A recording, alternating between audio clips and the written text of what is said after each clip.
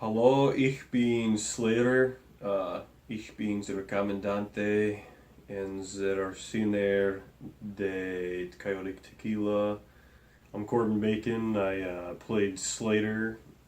He was like a hired gun, more or less a serial killer, but a hired gun.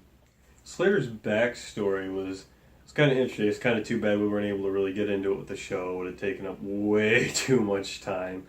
Uh, he grew up on like the borders of Chechnya during the Russian-Chechnyan conflict, and he was kind of on the streets. I mean, he had family, but with the war-torn country, it was like fend for yourself type situation. And while looking for food, he stumbled into a building that was more or less like a like military black ops type setup, like a covert operations center, where they would torture people of interest. And so the U.S. troops that were deployed there doing these interrogations of both Russians and Chechens, they sort of adopted Slater as their mascot.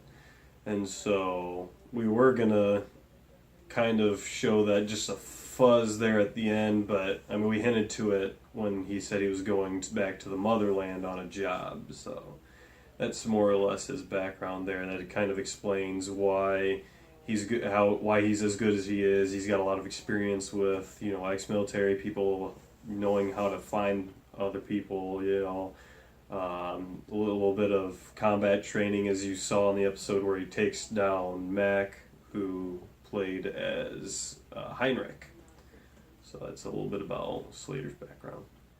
Well, I think part of it was because growing up, with it being with military, you get that code of honor among the brothers. They're not actually brothers, but when you're in a unit like that, you're brothers. And because Slater dealt with Jim so much, Slater was kind of Jim's go-to guy. Even when he wasn't around, type thing. So I think he was really Slater's only friend, the only other than who he had back in Chechnya, but obviously they're not around anymore. So it just kind of was a fallback for Slater, and nobody messes with family type thing. Jim was his family.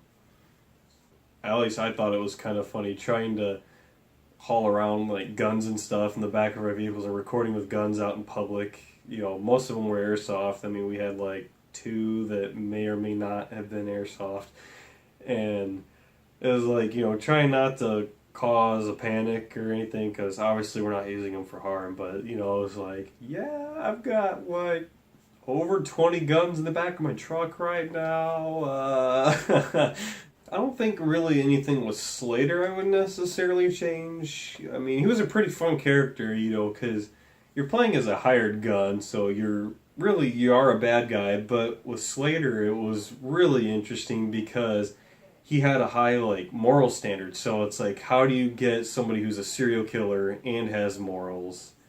He was a bad guy, obviously, but was he a bad guy type thing?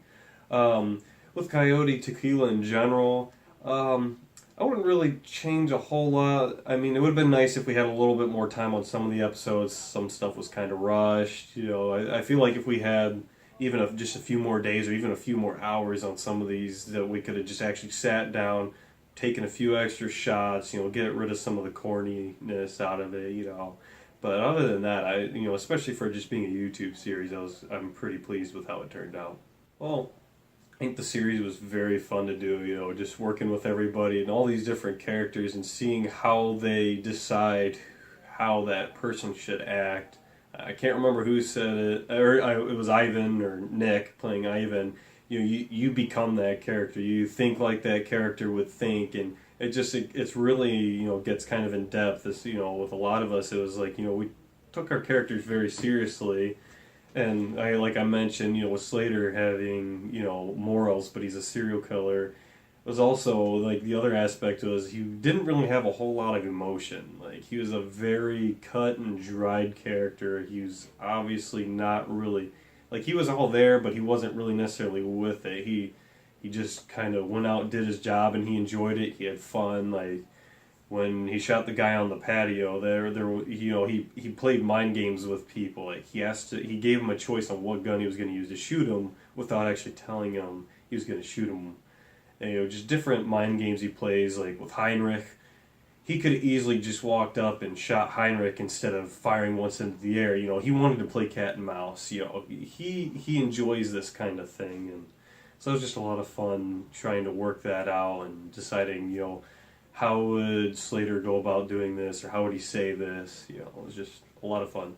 Well, I'm getting ready here in a few weeks. I'll be heading off to Toledo. I'll be studying mechanical engineering.